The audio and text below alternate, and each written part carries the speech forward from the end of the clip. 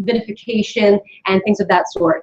And then, after it has a 10% pass rate, if you pass, then it's a dissertation. So it is long and arduous and all of that. I used to be in investment banking. This is much more fun, much more fun. So what that means is that we're a very uptight lot.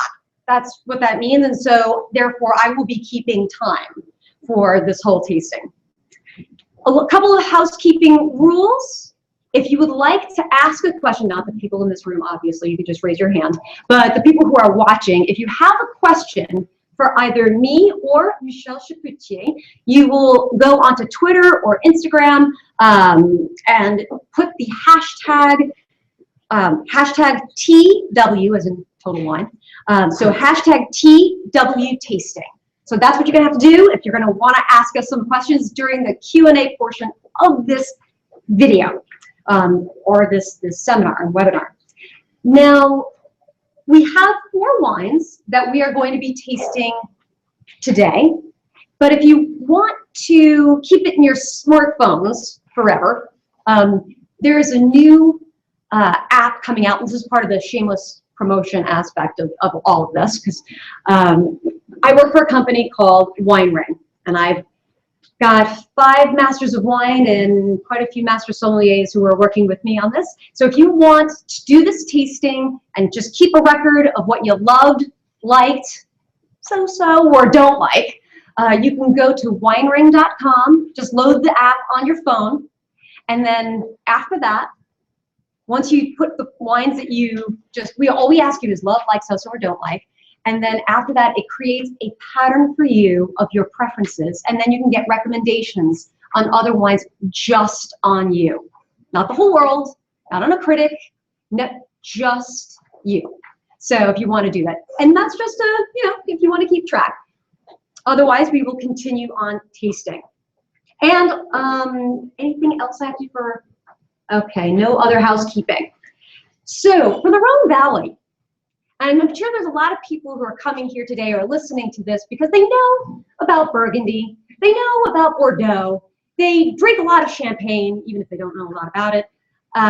But really, Rhone Valley, before there was champagne, before there was Bordeaux, before the monks ever started looking at the topography of the land in Burgundy, there was the Rhone.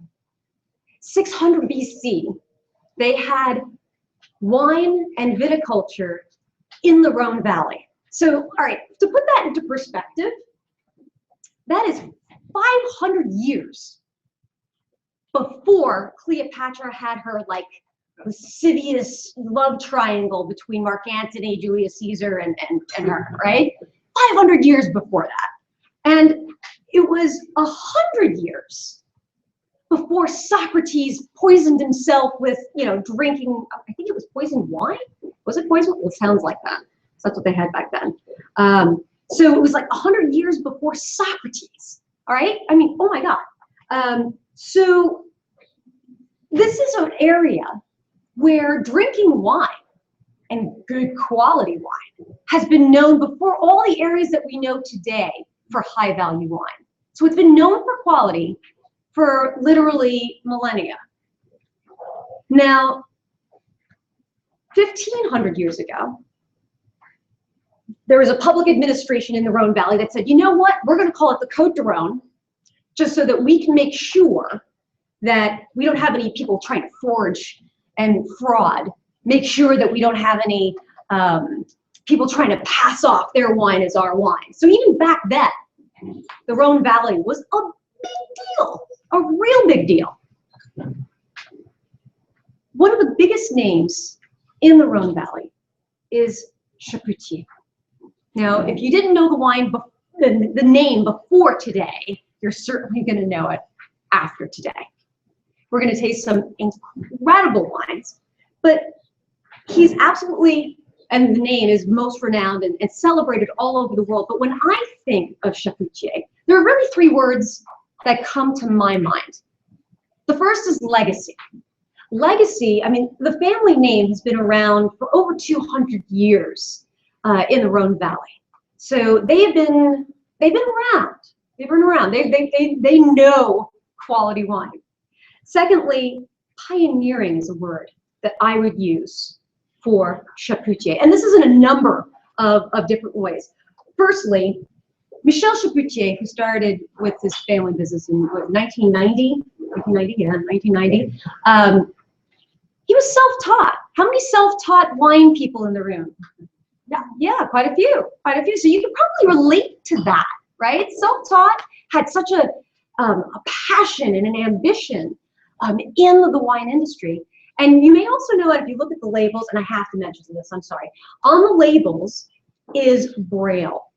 I don't know if you noticed that, you feel the labels. It was due to a friendship and of someone who was blind, and I think it was a singer who very, very great friendship, and blind person can't really tell labels, so putting Braille on the labels, first person to ever do something like that, you know, and getting things done in France, you know, it takes a really long time, okay? So there's that, and then, I'm trying to forget, nope. How many people have heard of biodynamics? Well, I am impressed. Okay, all right. So biodynamics. All right, just to give you an idea, you've got conventional farming or viticulture, which is, you know, your chemicals, pesticides, they're trying to control as massively as possible. Then you have organic viticulture, which is, well, between that, it's sustainable. You're trying to save the earth for future generations. Organic, one step up from there. And then biodynamics, some people say, is like organics on steroids. And some people know biodynamics by saying, oh, it's that cult thing that they have in France somewhere. And it's not about having, you know, virgins hand-picking grapes in the, you know, autumnal equinox. It's nothing like that. Really, we have a lot of articles right now and things going on in the media around mindfulness, right? You hear about this word mindfulness, yoga. You know, people love yoga because of its mindfulness. So with yoga, it's about your body, right? And feeling the energy within your own body to make sure that, you know, what you have, you're in tune with your body. And that's kind of what like biodynamics is. It's keeping everything all in agreement in terms of its energy. I mean, like we breathe in and breathe out in yoga to make sure that all the energy is working, and it's all dependent upon when you do these things. Anyone do yoga? Anyone? Am I losing all of you for that? So if you don't do yoga, you may not know what I'm talking about. But when you pick and when you harvest and when you water, there are different days for these things in biodynamics, and it's that meticulousness, that obsession for quality that really sets these producers apart.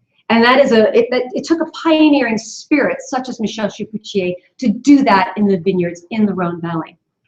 And lastly, I have to say respect. So legacy, pioneering, and respect. Respect not only for the heritage of his own family, not only for the centuries and millennia of good quality winemaking all throughout the Rhone Valley, but respect for the earth. You know, you guys are familiar with the term terroir. You know, and it takes a humble man to be able to say, you know what, I'm going to take that step back, and I don't want my stamp.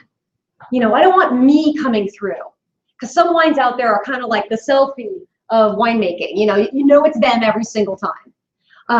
But it's the respect for the earth, to have the impression that the earth gives to come out, to be able to come out and tell you what speaks to you and what you perceive in that glass comes from the earth. That's what he does. So without further ado, I'm going to introduce to you the most celebrated and most awarded and most 100-point winemaker in the world. Ladies and gentlemen, Michel Chapoutier.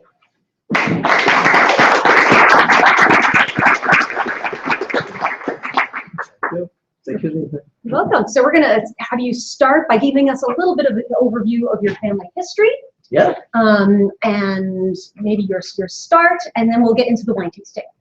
I mean, if you permit me, a few precision about the history. What is interesting, it is an old winery, but I'm quite proud to have, I started a little before 90, but 1990 was the year I bought the winery. Oh, you bought the winery? The winery was in bankruptcy, and I bought the winery from my grandfather with the help of the bank, and that's the original point. That's when I started. We cut the style because I didn't like the wine which were done before. Oh. And that's very interesting because what I don't like when we work with AOC wine, it is when you have some house taste. And in these years, you could, in a blind tasting, recognize the style of the winemaker before then recognize the appellation. And that was for me a mistake as a wine lover. On my business card, it's written wine grower, winemaker, and wine lover. And that's important. And when I wanted to start, I didn't want to work with the people of the family because I told them that the style they used to do was a Chapoutier style, and I wanted to have no style. I wanted to respect the soil and the terroir and to have wines which were representative from what the soil can give. Did your family have a heart attack that you wanted to? It was quite tough, but I was convinced. I said, okay, or I take a loan and I buy the winery because I don't want to work for the family, or I create my own winery, but I will not work with you and I don't share your point of view. And you know what is interesting is it's because I wanted the house state to be no more present, and I wanted the terroir be able to speak, that I've chosen the biodynamic approach. One word, if you permit, is terroir. I like always to say what is the definition of terroir. Terroir is soils, geological, I say in plural, geological and pedological. It is climates, because there is the microclimate, but also the vintage. And the originality in our approach is that we don't correct the vintage. If you have a cold vintage, we will not make chaptalization to compensate. If we have a warm vintage, we will not use acidification to compensate. And the human, which is tradition, and the talent of the today's workers. That's the 6 point which make terroir. So if it's a cold vintage, you're not adding sugar to compensate for Mother Nature. No. And if it's too warm, you're not adding acid to compensate for Mother Nature. You're just letting it be what it is. The idea is to say, I am not here to change the style of the wine to give the wine with the same taste. If we put a vintage on a label, that means that this vintage has a signification. That's the signification is the characteristic of a climate that you should be able to find in the tasting of the bottle. Now, tell us a little bit about the grape varieties, because we have a few grape varieties, 3 grape varieties in front of us here, and they're for the people at Total Wines all across the country. Tell us about the monoculture of the Northern Rhone and the blending in Southern Rhone. That's interesting too. If we come back before phylloxera, the blending of the grape was not so much developed. People were working very often with mono grapes. One grape variety. That's been one varietal. And if you take the example of Burgundy and north of the Rhone, you still have this habit of monovarietal. I really believe that the blending of grape was the consequence of a certain farming which was killing the complexity of the wines.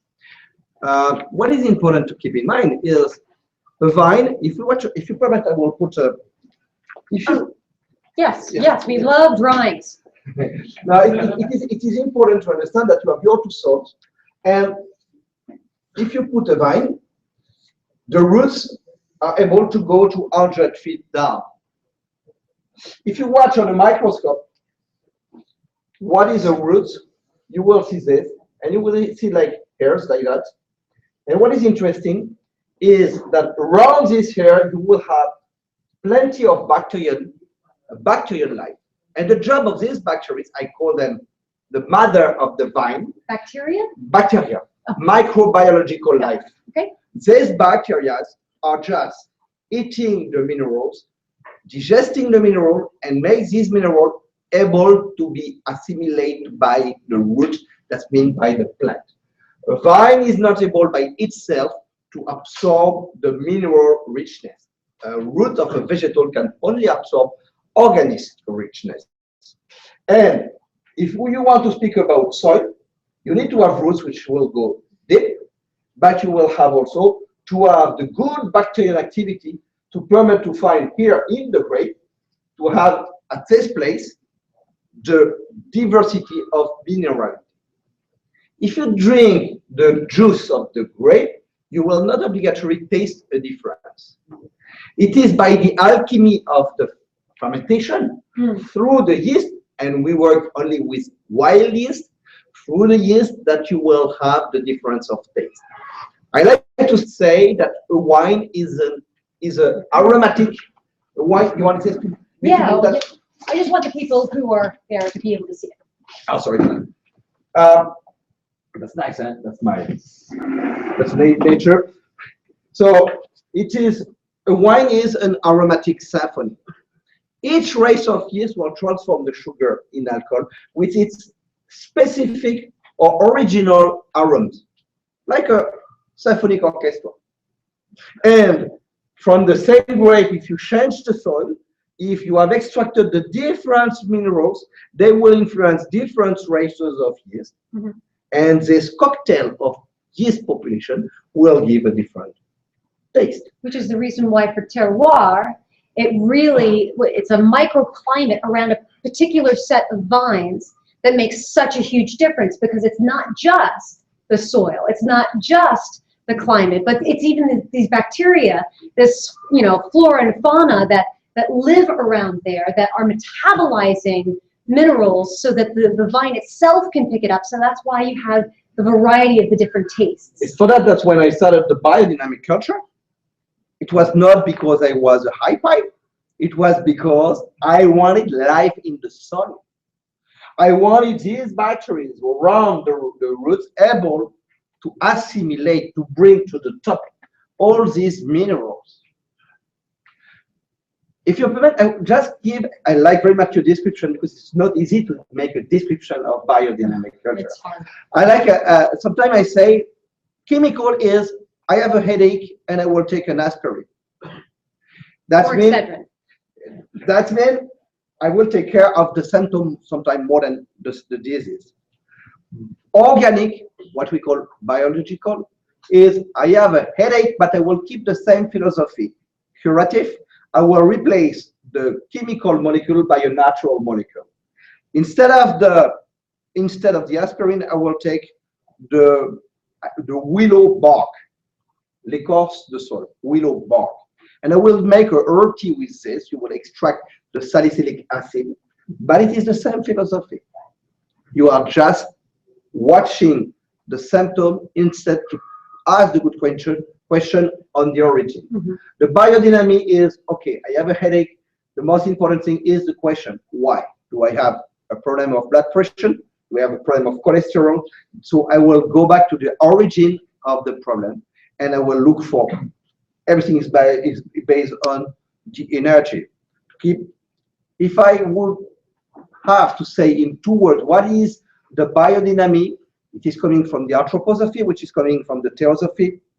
That's the work of Elena Blavatsky on the shamanic of all over the world. The closest things you can find is the Chinese traditional medicine, the Taoism. And when you understand the Taoism, you understand the biodynamic. They are extremely close. Right, so it's almost like acupuncture in a way. So it's getting everything in. That's considering the energy. But of course, if you want to play with energy, you are obliged to have an element in good shape, in good health. When we speak of this, we speak of life. Life, we call that bio. Biodynamic means life in action. That is the opposition with the philosophy of IDE. You know, IDE, that is death, herbicide, insecticide, Roundup. Roundup. When you use the Roundup, you don't have only the toxicity of the Roundup, but in the same time you have the destruction of the bacteria's population, the microbiology population. So what you're saying is the way vines are, if you have a vine that is running low on energy and it's having headaches all the time, you're not filling it with caffeine and you're not giving it Excedrin and you're not making sure it's got a sugar high all the time, make sure that it's running appropriately. And it's not doing what organics are doing, which is making sure that you're having the right herbal tea. What you're doing is analyzing everything about the lifestyle of that person to make sure that they're living their life right. They're getting enough sleep, they are getting the right food, they are having the right work, they're in the right environment for their family. They're doing everything to make sure that this person or this vine is doing everything it can so it doesn't get sick. So, but I think we're going to have to move on. I know that I always speak too much. Yeah, no. It's very good to explain why. My daughter is always telling that to me. No. It's good to explain why you did what you did, because it's a difficult concept to really get your head wrapped around. So why number one, tell us about this Crozes-Hermitage Petite Ruche Blanc. So this is from the region of Crozes-Hermitage in the northern Rhone. So tell us about this wine. What's the grape? So it's 100% Marsanne. It is an interesting grape which is coming from the Syrah. And this grape has the originality to not have a high level of acidity. We see very often wine which are based on white wines which are based on the acidity level. Why? Because if you have a white wine and if the yield is too high, the acidity will hold the balance of the wine. Everything is in the dry extract. You have to keep in mind in farming, and that is true for the whole food, when you double a yield, you just increase by 1/3 the dry extract. What is the dry extract? The dry extract is like if you take 1 pound of tomato, if you take off all the water, what is the weight you will have? So it's important to consider that when you increase the yield, you just create a stock of water. Right. So white wines, when you work with a higher yield, for me, the natural yield of the balance of a vine is 2 tons per acre. When you go above, then you give some weakness to the vines. And for the people who don't know what yield means, for our viewers out there, yield means the number of grapes or grape clusters per vine. So in other words, or the amount of wine you get. Sometimes, yeah, amount of wine you get per vine. So it's expressed in hectoliters of wine per hectare, so, or region. So that's yield. So if you're increasing the yield, you're saying you're getting more water, really, then you're getting dry extract. So like we say, 1 ton per acre is 18 hectoliters per hectare. So I am too slow? No, that's too, no, you're not. I said that's low. But it is true. No, Low, it is true. low It is low. And it is true. It is low. And don't keep what I say like a dog, because we need also wine at better price. To make a serious wine to be aged, you need to be at this level. But of course, you can make some wine with 3, 4, 5 tons per acre, where you will need to have the help of compost. Mm-hmm. And we need also this wine to have some affordable prices. My obsession, I like to say, as a food lover, that is the bistronomy in France, and I would say in the world, who saved the gastronomy. And that is the first price wines also, which will save the best wines. It is so easy. I would say it's quite easy to make 100 points by Parker. It's much more challenging that with this knowledge to keep the same philosophy to try to make a bottle less than $20. And that is my obsession. Don't forget, that's when I started, I was very rich in debt. And I couldn't have money to pay for wine. And so many times I was disappointed by the first price wine as wine lover. I swear, I said, when I will develop my winery, my obsession will be also to make affordable wine, because young people or people who have less money have the right to have serious wines. And that was my philosophy, my obsession. Affordable wines, what? Yes, yes. I mean, with Burgundy and Bordeaux and things getting traded around the world, I mean, I So think that's- Rhone Valley is probably one of the best kept secrets in France. I mean, not secrets. No, it's not a secret anymore now. I mean, it's really, some of them are really affordable, but you're right. It can be easier to get a 100-point wine for a particular critic, but it's more difficult to make a really high quality wine under 20. It's just like the holy grail. It's like the holy grail of wine. Yeah. So here we are on a cru. You know, to understand the French system, you have the table wine, what we say, vin de France. You have some vin de pays, IGP, like vin de pays d'Oc. Then you have AOC or AOP. And then you have the regional appellation, like Côte du Rhône, is always interesting. It's not because I am not chauvinistic, but I'm quite sure that today the best relationship between price and quality probably in the world is on the Côte du Rhône. Because when you see the quality you extract on white Côte du Rhône or also on red Côte du Rhône, for the price, it's amazing. You can't find that in other region. It's quite simple because people used to own their vineyards for a long time. In the price of a wine, the cost of the rentabilization of the vineyard can be 1/3 of the price. If you have some people who are the 3rd, 4th generation of wine grower, they don't put this cost in the calculation of the price. And that is for this reason that you have some very affordable price for amazing quality. So then above we have the cru. Crozes-Hermitage is one of the cru which is a little more quantitative because we have 3,000 hectares. Which is like 8,000 acres.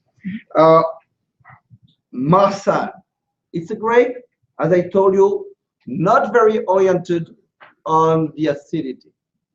We let this grape mature to have the good honey taste. And what I want you to be focused on when you will taste it, it's on the flavors. I am not only a wine lover, I am also a food lover. I love to cook. And my obsession is that a wine has to be married with the food. And a bad marriage is when you have a dominant person with a subordinated person. It works for S&M. Yeah. A good marriage is when you have a complementarity with two different people. It is the same thing. I was tired to see so many winemakers making wines. They had no knowledge about food, and the wines were food killers. So what is interesting, it is the aftertaste. What is interesting is flavors. The marriage is not done in the nose. We work with wild yeast, but we will have also a warmer fermentation, so we will lose some nose to have longer persistence. And when you say lose the nose, you don't. What you're talking more about is losing the fruitiness. The fruitiness. Yes, of the nose. if you're not losing the aromatics, because when you put this wine, when I was tasting for the NW exam, I would put a wine here to see if I could smell it, and even if I put it here, it's jumping out of the glass, so you know it's an aromatic wine, right? If you put it up to your chin, and then you probably smell different flavors because the aromatic compounds that come from wine, they have different weights. The molecules have different weights. So when you have very aromatic wines, they have tend to be a little bit more floral. And so the Marsanne is a very floral wine, and Roussanne and Viognier coming from the Rhone Valley.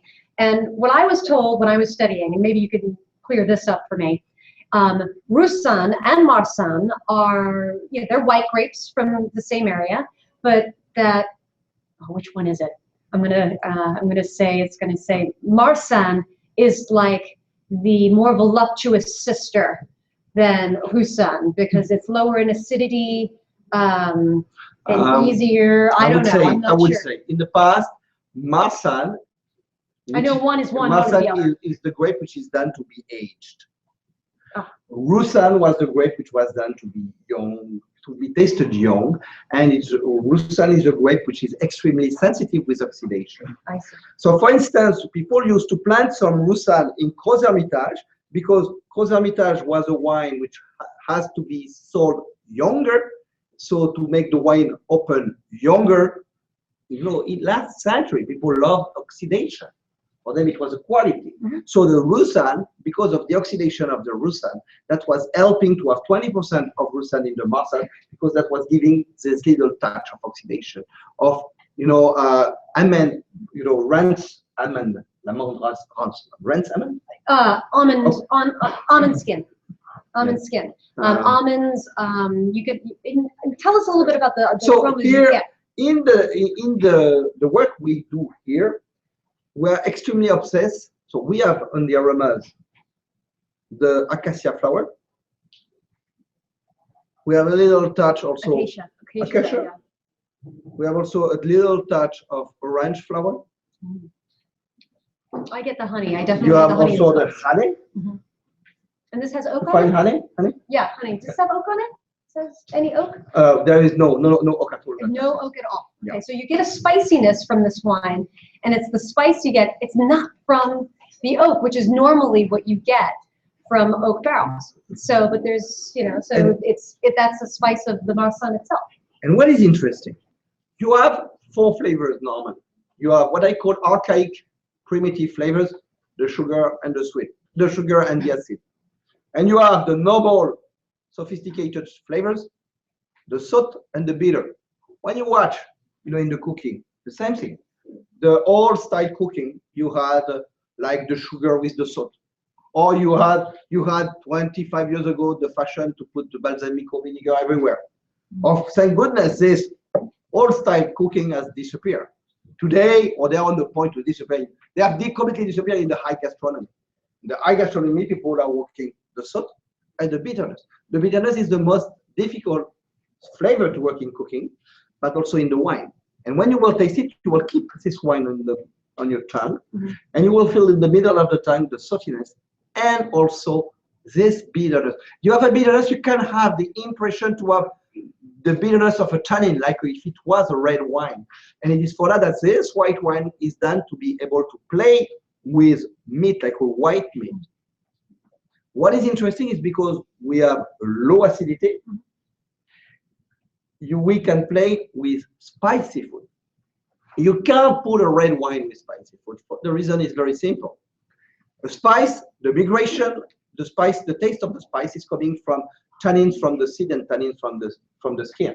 It is the same thing of the tannins from the grape. So when you are on a red wine, you have the tannins of the skin and the tannin of the seed in the wine, and in the same time they will declare the war to their cousins tannins from the spice, and you can't have a good marriage. Yeah, it's compounding, you know. So spice plus from the food plus the tannin from the wine is, you know, spice squared.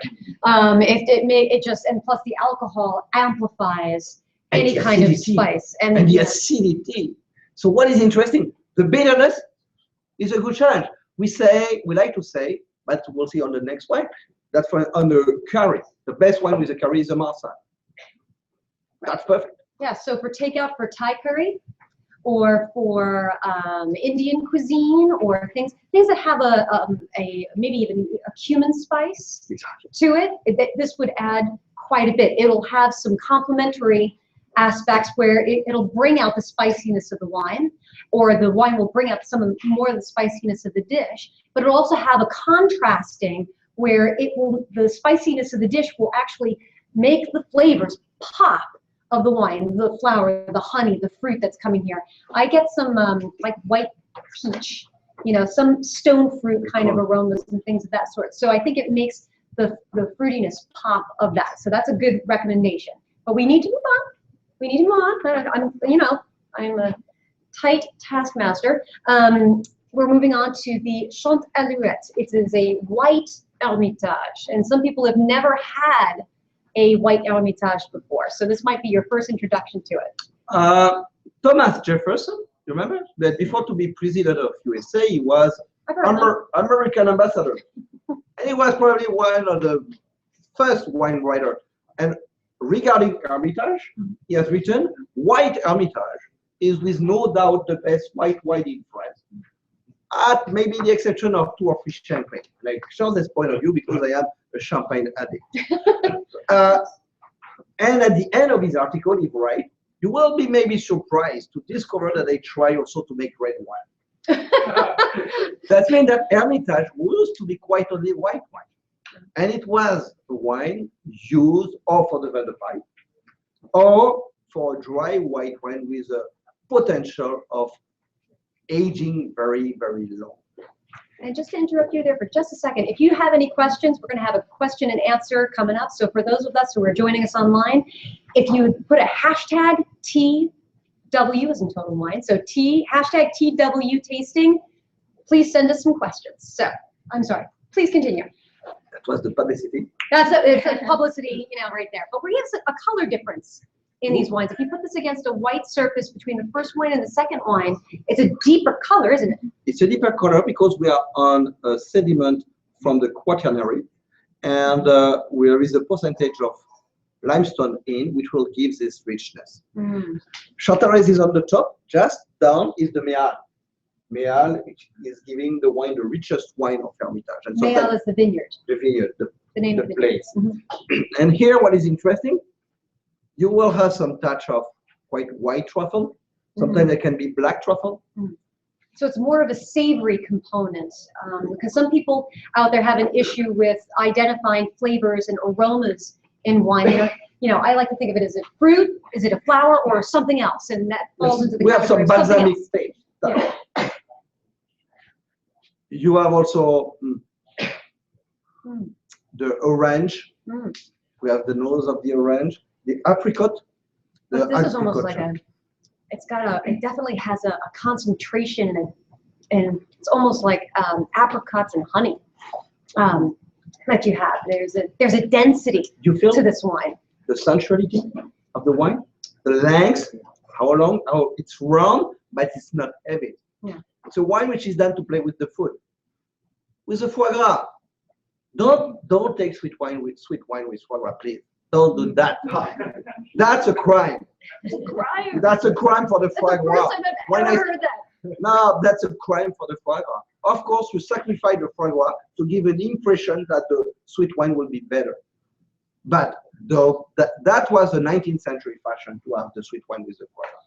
If you have a real good foie gras, you stay on the dry wine, a rich dry wine. But don't play with sweet wine. So that's a perfect wine. Now, foie gras is so much fat. And in cooking, if all you people who cook out there, fat carries flavor for a very long time. So that's why if you have, let's say, a salmon, foie gras, anything that has a fair amount of fat in it will carry the flavor for an extended period of time. And if it has a concentration to it, it carries it even longer. So I'm excited to try this with foie gras. You can do very interesting. You take a salmon, you take a cooker, a closed cooker. Yep. With a pressure cooker. Yeah, pressure cooker. You put some bacon, smoked bacon. Ooh. You put some lobster and you put What's not to like?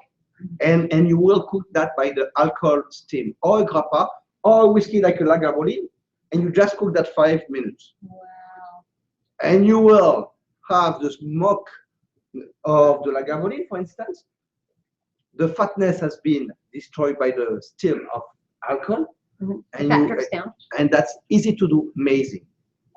So in 5 minutes, you have the perfect 5 minutes. Perfect tasting. Bacon, we call that? Bacon. Le lard. Yeah. Bacon, lobster, salmon, big salmon. And gustative orgasmic. I will take your word for it. That goes also very well with frog. I'm going to with text my frog husband legs. right now. Frog legs with spice. Yeah, American frog's legs. They don't like? They have an aversion to it. At least my husband does. But he'll eat anything with Velveeta on it. I know. The horror of it all. Would you put a different cheese with this? Oh, that's good perfectly with cheese. We will not play on goat cheese. On goat cheese, we need to have more acidity. Like a Stilton. Ooh. Yeah. A quite mature Stilton. You're not obliged to play with a fortified wine. You can have a wine like that. Really? I mean, Stilton is a really intense cheese. Yeah, and so, but I mean, when it's creamy, when it's done with unpasteurized milk, okay. that can be very creamy. Mhm. When it's still quite young, and you will have a very interesting match. So when you have something that's that intense in flavor, like the Stilton, and that intense of concentration in the wine, they have a balance to meet together. If it doesn't, if you put a Stilton with, let's say, a Muscadet, it's going to be like putting a sumo wrestler versus a fashion model. It's just not going to work. I know that's a visual, but it's gonna one's gonna overpower the other. But with a Stilton, you said it would work. So now let's move to the red wines. Our first wine of reds is Châteauneuf-du-Pape, La Bernardine Rouge. So we are here on a wine which is 95% of Grenache. That's depend of the years. Our single vineyards in Châteauneuf-du-Pape are all in 100% Grenache. 100% Grenache. Yes. That is unusual for Châteauneuf-du-Pape. We are very few. There is very little people who are working, but some of the most famous with monogrape. Châteauneuf-du-Pape, you are allowed to have 13 different grapes, but the only one grape you can do in monograpes is the Grenache. And it was like that before phylloxera. So what is interesting for the Grenache, it is a grape which will have some extremely silky tannins. When you take, of course, I would say you see that you don't have a deep color. That's a new fashion. Okay, that's a new thing that this fashion is running away.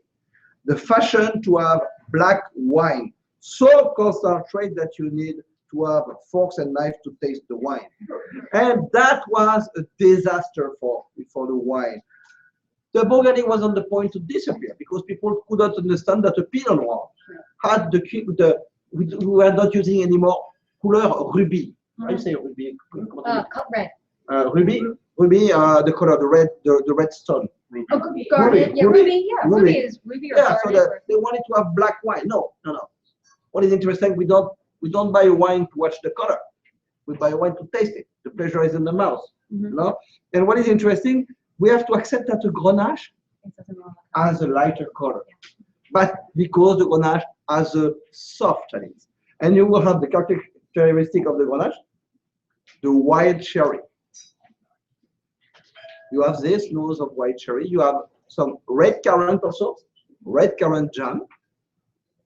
I always get very dark cherry when I smell. And in the MW exam, when I was trying to identify wines made of Grenache, this was my white whale. Grenache was my white whale. I would miss it all the time and miss identifying it. But Grenache is known for me, my palate, dark cherry aroma, but it also has like a black spice, like a licorice or a anise type of aroma to me. And the weight, it's broad, and it doesn't have high acid. So it's like falling into a pillow in some sense, because it's got some silky tan. So think of a silk pillow, red wine, and you've got Grenache. So. And I think the blending aspect before phylloxera, which was a root louse that almost destroyed all of Europe, all of European wines. But before that, it was used as almost like an insurance policy because of the ripening of grapes, Grenache, and different timing of different grapes. But Grenache has a lot of potential defect for the vine grower. Couleur, that's mean 1 year, 1, 2, or 3, you lose 0.5% of the yield. Oxidation sensitivity. And so for this reason, people planted around the Grenache 12 other grapes. That was to compensate certain economic weakness, not quality weakness, economic weakness from the Grenache. What I want you to taste is to keep in the mouth and to feel the rawness. And you can have pleasure. You are not obliged to suffer but the vegetal taste of the Cabernet Sauvignon or the Merlot. You can have the simple healthy pleasure of the round tannin taste of the Grenache. That's much more fashionable and better than the Cabernet Sauvignon, which are now in the history, and in one day we don't find them anymore. Yeah, no. I like that. Yeah, I like that. And Grenache is a beach bunny. Grenache loves sunshine. It loves the sun. So if there's going to be a winning grape out of global warming, it's going to be Grenache. So you better, I love Grenache. It's fantastic, great variety, especially for its tannins. And a lot of people have they don't like the bitterness of the tannins of Cabernet Sauvignon. But this one has a silkiness, and it lasts. It almost carries the flavor of the wine for a period of time. You have also the red pepper, the finish in the red pepper. So here you can have, again, we can play on a salmon, of course, on meat, but that can play with certain fish. Easy. Southern fish? Certain fish. I'm sorry, it's southern fish. Certain fish. Yeah. Like what kind of fish? Tuna. Tuna. Oh, because it's a bit Albacore. meatier. No, that's a grilled fish. That's perfectly. You will work when it's young. It's easy. When you have a young red, no sauce. When you have an older red with tertiary aromas, then you will start to play with sauce. But this has a versatility that I think you could put with like a grilled chicken in the summer, to put it in a salad with balsamic vinegar and things of that sort. Maybe something with a little more richness. You don't like balsamic vinegar, okay? No. I like when you know what is the best wine with the balsamico vinegar? Okay. The wine of your competitor. No, but when you make your salad, easy. Take away the vinegar, who is the biggest enemies of the wine, because that is the destruction of the wine. Okay. And instead of the vinegar, you will put a grappa. Yeah, a spoon of grappa instead of your vinegar. Grappa. Yeah. Like Italian grappa. Yeah. Well, you can have a Coderon grappa. Oh, yeah, well, that's It's true. more sophisticated. Yeah, oh my God. No, it's because I come from Coderon. Okay, the last wine. We have to do the last wine before we take some questions. So let's taste this last wine. The last wine is Hermitage Meunier de la Sizeranne. So Meunier de la Sizeranne, for the name, is the guy who is at the origin, I would say, of the Braille. The origin of the Braille? Yeah. Okay. The Braille that you see on the label is not coming from Mr. Braille. The Braille is coming from Mr. Meunier de la Sizeranne. There were 3 children. That was the most famous family in Hermitage, and they had the best vineyard. The oldest son was a painter. The second son was a writer, and the third was normally in charge of the vineyard. And he had an accident and he became blind. And this guy has created the World Association of Blind People, and he took the idea of Louis Braille to adapt the work of the Braille reading. So the Braille, what we call the fast Braille, is coming from Meunier de la Sizeranne. And on this time, my great-grandfather, Marius, you can find the bottle of Marius probably here also.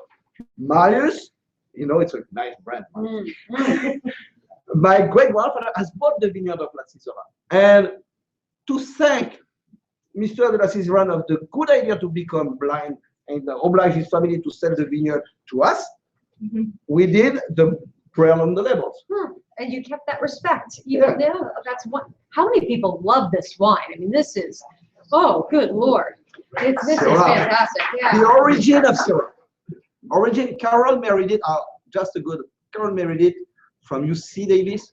Her husband is doing in California one of the best Syrah I've tasted in my life. Carol married it, has worked with Jean-Michel Borsico on the origin of the Syrah. And the parents of the Syrah are the White Mothers and the Dureza from Ardèche. And the cross point of the area is Hermitage. So they discovered the birthplace, and now we are nice because we don't oblige people who make Syrah to pay us some royalties, or not yet. But the origin of Syrah is the Hermitage. And characteristic, you have always this: the pepper, Black pepper. the black pepper. Yeah. Then you have, because here it's the only one wine we blend is the 3 different soil: the granite, limestone, and sediment. And because in the past people were always blending, we were the first one to not blend to let the soul speak. But by respect of the tradition, I wanted to keep one wine in the philosophy of the tradition. And you have this nose also of, I would say, soot.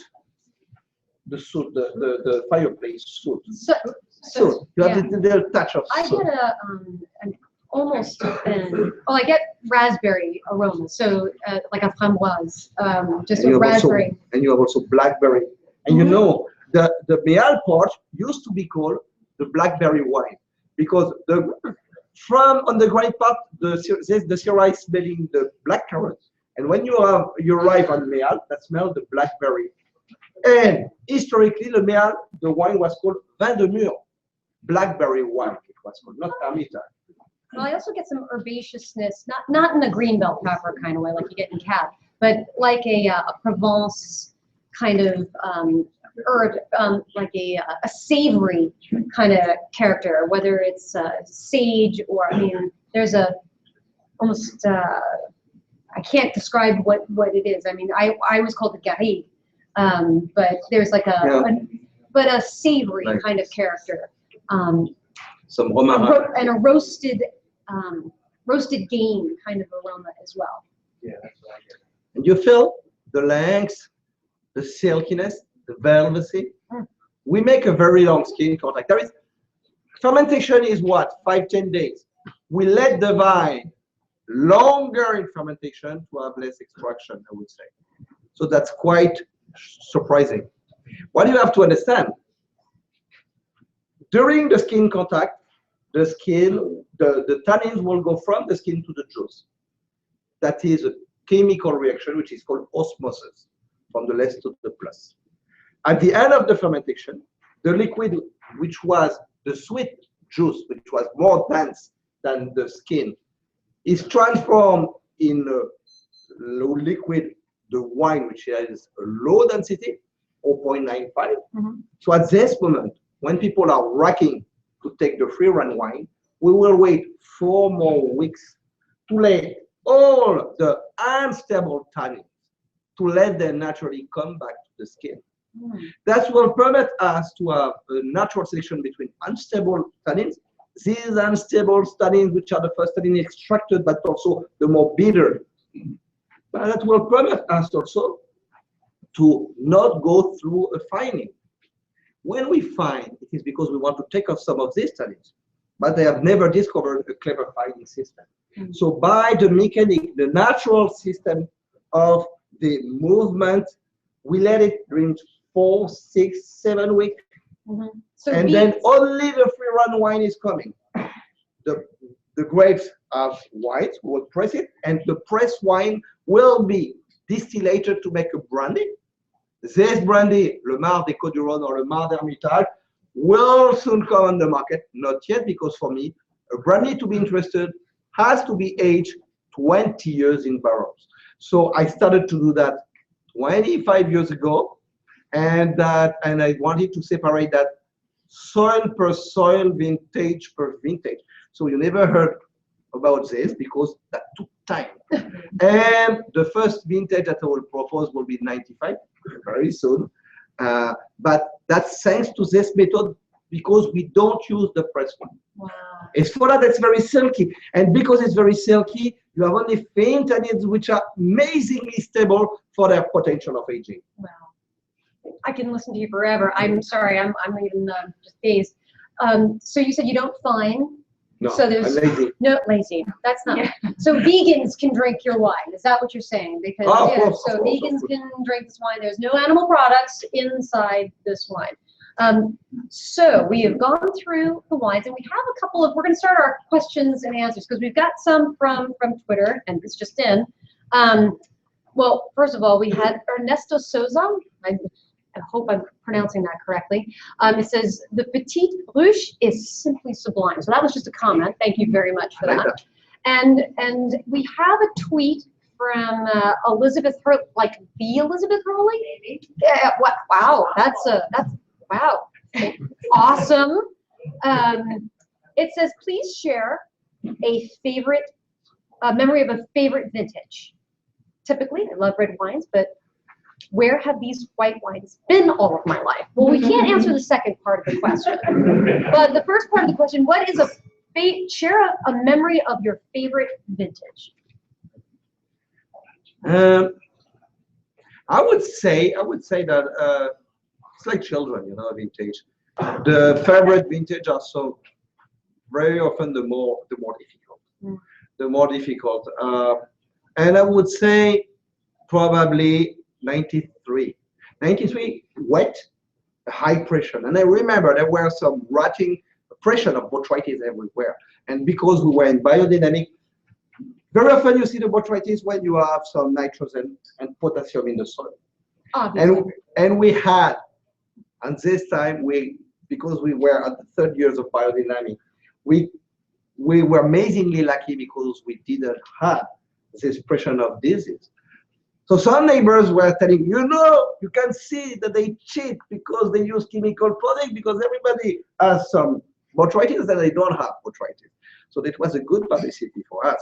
But what was interesting is that it was a cold vintage that we had to work on with certain difficulty. And I realized on this time that if the sunny vintage were amazingly mediatic, wine writers love the warm vintage. We realized that the cold vintage were sometimes amazingly interesting because they were carrying the soil much better. If you take another vintage like that, like 02 or like 08, you take 02 and 03, the 02, if you are on the granite, you taste the granite. You lick the stone, the smell of the summer rain on the hot stone. Yeah. That you will I like that flavor, but I know how it might sound to other people. You want to lick the stone. It's actually a good thing. You want to be able to have that complexity. It smells like stone on fire, and that's a good thing. And the cold vintage were sometimes difficult vintage, but they are the purest vintage I've seen, because the most respectful from the expression of the geology. Yeah, I mean, it's interesting. For winemakers, they often, it's very difficult to make a good wine in a bad year. But if you're a really good winemaker, you can. So, I mean, you have, what do they call them? Lawn chair vintages? Is that the lawn chair vintages? Like the winemaker's just sitting in the lawn chair because it's just so gorgeous and wonderful. Like you don't have to do anything. Was there any vintages like that for you? Oh yeah, there is.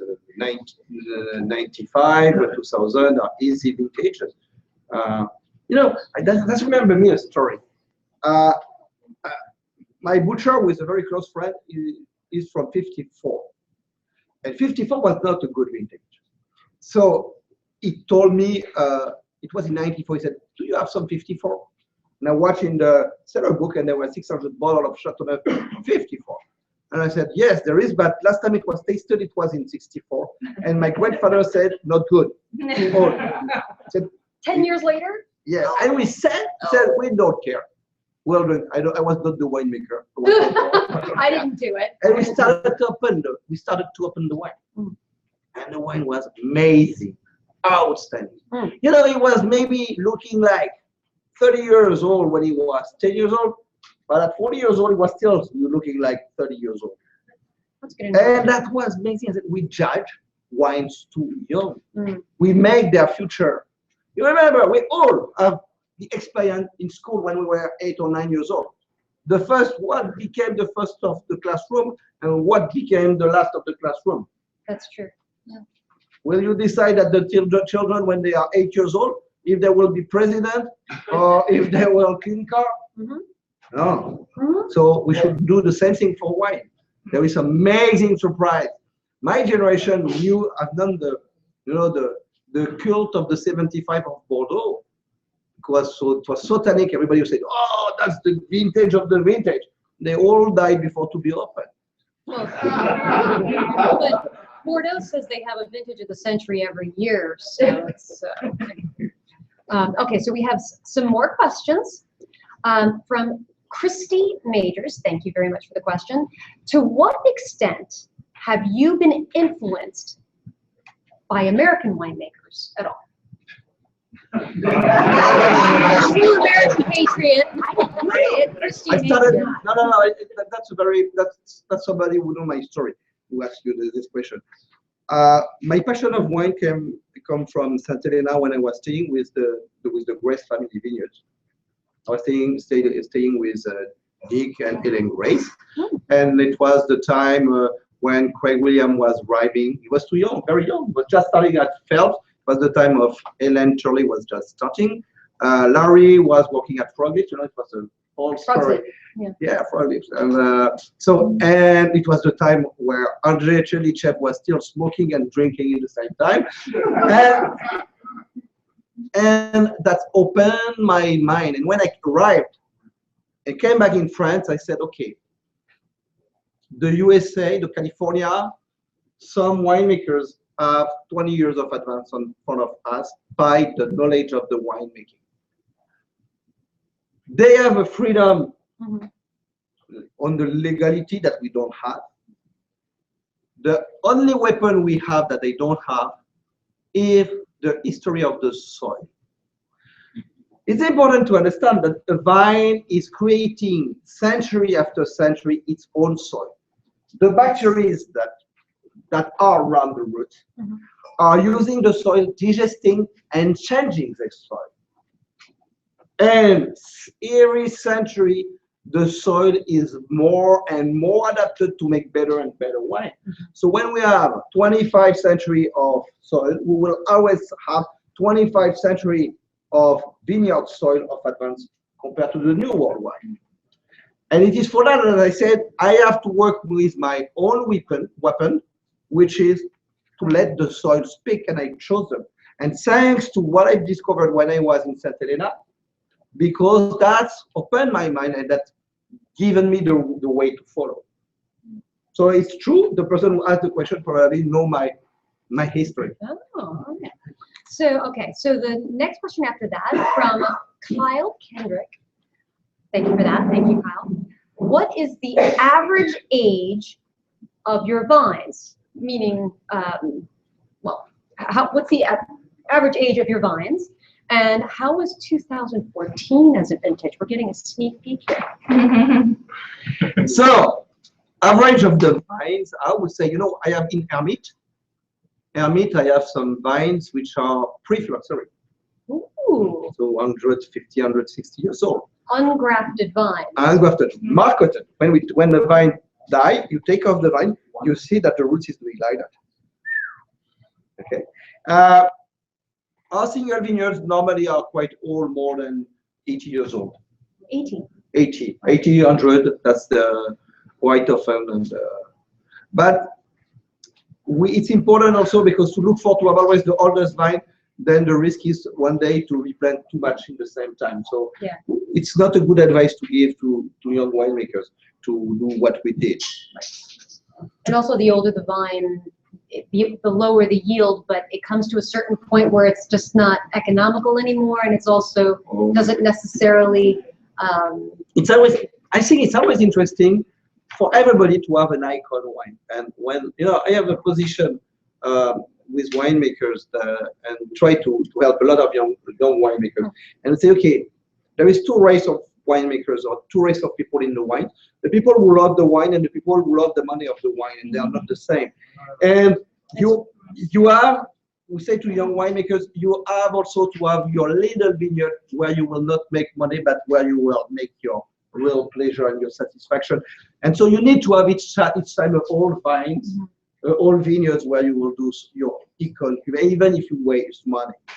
We need a dream. And we need passion. And so that's that. Okay. So 2014, easy vintage, quiet vintage, colder vintage. That will be, I would say, if it is a colder vintage, we will have a vintage where the minerality is speaking very loudly. That's very, very, very interesting. The white wines are amazing. That's a white. Amazing. Amazing. I think we are above 2012 and 2011 on the 2014. Okay, so here we have from Pete. Thank you, Pete. How long and what kind of oak do you use in these red wines? So, You can get all that on the website, by the way, in Chapoutier, just saying. I'm not sure. You're not sure? You don't tell me. You don't give your secrets away. No, we don't. We give the secret because I'm against the secret. I consider that the best way to protect your knowledge is to share your knowledge. That obliges you to work quicker. So we never keep. We have plenty of trainees who comes and we never protect our secret, and we always write. The thing is that I'm not sure that we have some certitude about the wood. The only one certitude is the new barrel is probably a little too much. That has a sense with Cabernet Sauvignon. What we do, we are 1/4 of new, so we play on 4 years, and we are between 12 to 18 months. You know, when you put in barrel, the maximum of wood taste is after 6 months. Right. And when you do from 12 months to 18 months, you take off some things. Yeah. So it's for that 18, that is some, that's, doesn't sound so logical, but it is true. A good example, Gigal is making, I think, 42 months on new barrels. And when you taste the Moulin London from Gigal, you have the perfect example. It's never too woody because the exchange has worked during 42 months, and the wine has given back the taste of the yeah. So when you taste the Moulin or London from Gigal, you don't have the impression of the wood taste. And it is 100% new barrels. So what you're saying is in the first 6 months when you put wine in a barrel is the most intense wood flavor. And that you should never stop at this level. When you do that, is the worst. Which is the reason why I hate barrel tasting, by the way, because if you taste in a barrel, then all you're doing is getting that wood flavor. But after the 6 months, you're saying that's when it starts to mellow. That's when it starts to give back, and also that kind of micro-oxidation that allows the softness around those harsh edges. You need oxygen to raise the wine. You can say to raise the wine. Raise the wine? Right? Improve? Elevate? Elevate? Yeah, we get this. Yeah. You know, there is plenty of things which look like paradoxal. You know, like one thing I've heard and I've read not a long time. It's a they discovered not a long time ago that once you want to freeze water, it's quicker to freeze warm water than cold water. Nobody is able. Yes. I haven't tried that. I haven't had to do that. You know that with your children. You said, okay, you take warm water, cold water, you put them in the freezer. The warm water will be frost before the cold water. Why? They don't know. All right. That is in USA. That's a student in pastry who was always quicker than everybody, and he said one day, "Oh, when I do my ice cream, I take warm milk." And they started to search, and all the scientific people are searching this because they discovered that not a long time ago. So the science is full of paradox. I love it. I love it. Yeah, it works against thermodynamics. Okay, so we have a question from Greg. What is Garrigue? Oh, what is Garrigue? What is Garrigue? Garrigue is weeds which are wild herbs which are on limestone or on alkaline soil. And I will go forward because plenty of people don't know the difference. When you are on an acid soil, it is called maki. Maki. So in Corsica, you have the maki coarse because it is granite and schist. But when you arrive in the north where you have limestone, that starts to be, because it's alkaline soil, garrigue. So garrigue herbs, you have, example, is Herbe de Provence. You have the thyme, the rosemary. That's typically some herbs which are normally cultivated on alkaline soil. Limestone is for us in Europe a very current soil, but we have to keep in mind that there is in Earth only 4% of limestone. So it is a very rare grape in the world, soil in the world, and 90% of the limestone is around the Mediterranean. Oh, okay. So, all right. Then we have a question from Roseville Store. Roseville Store. The Roseville Store. I'm sorry, that was a total wine goof. Hello, okay. Roseville. Hi, Roseville Store. No, it's the Roseville Store. The Roseville sauce. Thank you. What is the best general food pairing for each of the wines that we taste? So go through them. What is the best pairing that you've had? I would have to say the best pairing I have had in my life. Ever. Ever. Everyone should take notes on this. Impossible to do in France. Is in China. In China you have pida. That is what they call century eggs. You know, these dark eggs that they put in the lime. You And, had to do something and that Americans tea won't and eat. ash. It is, yes, the yellow is because it's cooked in Black, yeah. It's black, yeah. and you know, that's, if you have one day the opportunity to take a champagne or a Chardonnay on the reduction or a Chantal or a Hermite, that is rare. White Hermite is rare. It's good, but it's rare. Like If century. you taste your wines, you will have a length of 10-15 seconds. And after you take a bite of the pida, of the century egg, you taste again the wine, you multiply by 3 the length. That's finished. With no, that's, you know, you can do the same thing with red wine. It's very easy. Coriander. Coriander. Coriander. You deliver the coriander. You taste your red wine. You have the certain length. Then you bite in a leaf of coriander and you taste again. This is not as precise as the pida, because pida. I'm so trying this when I get home. But because the coriander will let a little minty taste, so the coriander will change a little, but you increase the length of the wine. That's two experiments very interesting. And I will say, a capon on the white Hermitage. You know what is a capon? No. Capon, it is a rooster who was probably not very nice because they took and they cut it. So rooster head is what you would It's put a rooster with no masculinity. So the rooster becomes. Oh my, so you don't mean the head. No. I know that women say that the head of the man is very often here, but I'm not going there. but no, you take off the masculinity of the rooster, then the rooster be father and father. So you chose something else that Americans won't eat. I didn't get into You can do that in USA? You can make it, but I don't know if more than Come half. by All right, how many people have had rooster masculinity? Capon. Oh, that's good. Okay. I think people got it. I would More say. questions. Oh, look. More questions. You know, they do the same for female. We are for equality in France. Okay, Roseville store, we're not asking you any more questions. They do the same thing for female. It is called poularde. I'm not asking you what we're female, what Yeah, no, colors so are female. Question of equality. Okay. So then, for the marriage between wine and food, the Chantalouette, I would say, Chantalouette, a curry lamb with a curry. Yeah. See, that we'll eat. Curry lamb. Curry lamb. And less cruel. Yes, less cruel. Okay. Do you make a rosé wine? Yeah, And this we comes do, from we do. Mark Pagliaro. Forgive me if I mispronounce that. It could be Pagliaro. But Mark, thank you very much, Mark. So you do make a rosé. Yeah, of course. Of what?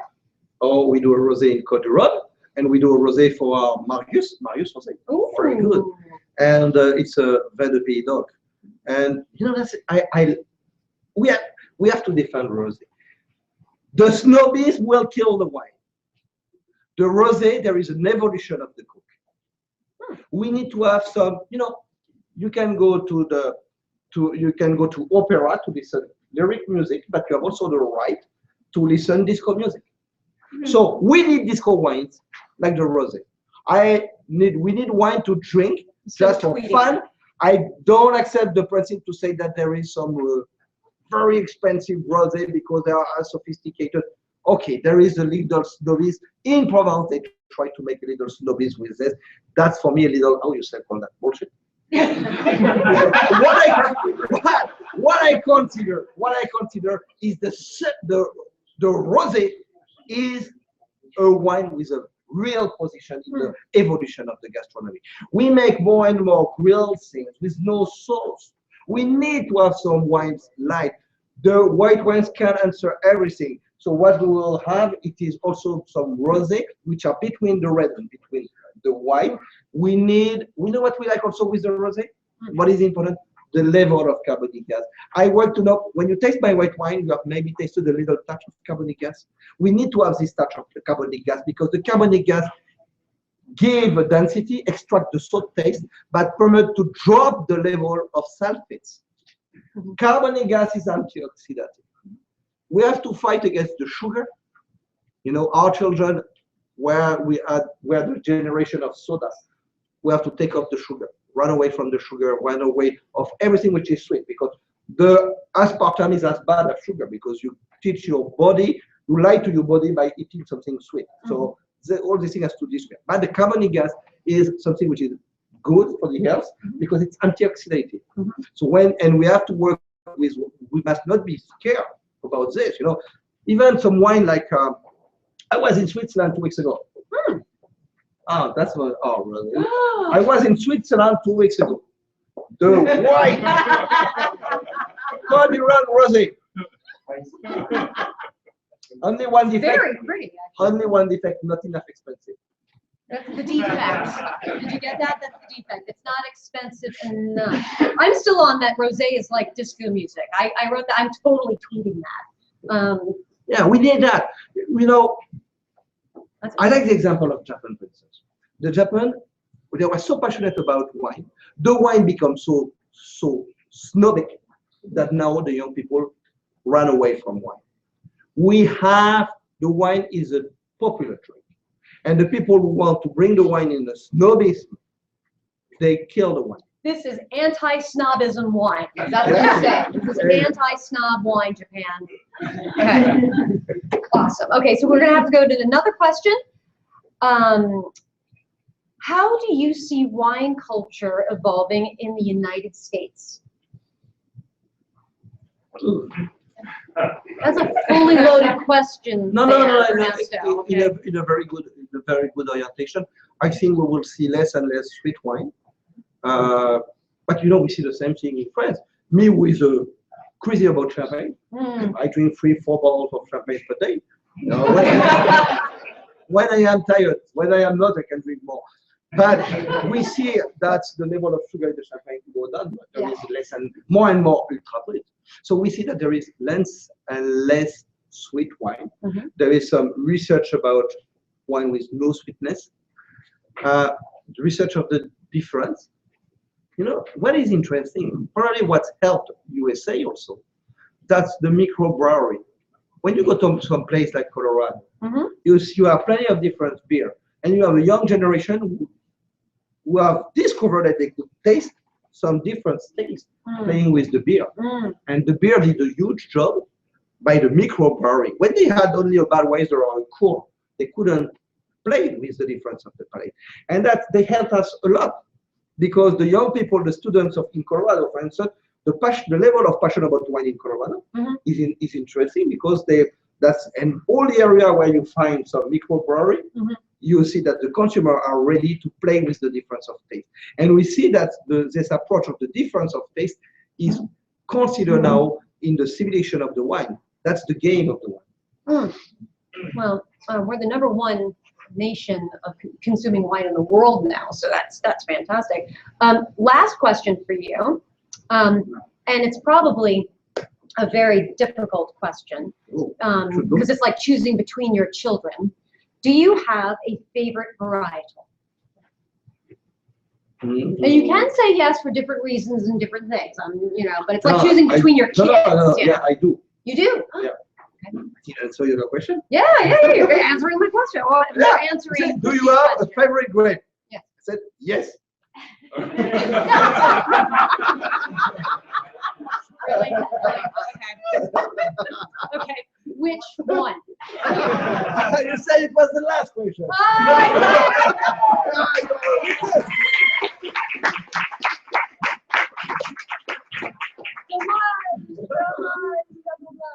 Okay. What is your favorite varietal? Oh, That depends what you want. I am passionate, for instance, because that's the future in certain places, like Chasselas, what they do in Switzerland. Chasselas is a forget. Chasselas is a forget grade, where we will be able to make some wine. We need to have some amazing wine at 10% of alcohol. And the Chasselas, go to Switzerland, taste the wine in Switzerland. You know, in Desalines, and you have some Chasselas.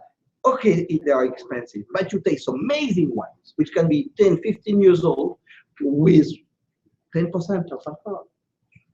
And then, okay, then what can we say? CHASSLELA. It was a table grape in the past. It was a table grape. It's amazing. In red, I would say there is one that I love because it is the respect. You know, the wine shouldn't have dropping my irrigation. So when I see the fashion of Cabernet, Merlot everywhere, with a wasting of water by dripping everywhere, a waste of water. In California, we kind of need it there. That's the Touriga Nacional for Portugal. The Touriga Nacional would give the Porto, but the Touriga Nacional, we invested in the Douro to make a dry one with Touriga Nacional. But there is plenty of places in Australia, in USA, where people could plant more Touriga Nacional because you don't waste. You know, there is some places they use 1 megaliter per hectare and per year. Touriga Nacional. Touriga Nacional. So what? I don't want to defend my grapes. I am a wine lover before to be a winemaker, and it's for that we have investment now. We are making a future investment in Spain. We just bought a winery in Beaujolais, and I think that they are customer here because it's Trenel. But we have an open mind. The wine is the wine. Give power to the winemakers. You will never have any more war. When I say that, no more wars, because the civilization of the wine is the civilization of the universal civilization. I should look for my words in English. More wine, less war. I think that's really what you're getting at. All right, wonderful. So I'm going to leave with a toast. Let's see if you can raise a glass. I'm raising my Chapoutier up. So if you want to make your life better and improve your day and give it a little pop, then just have some Chapoutier pop. Cheers. Cheers.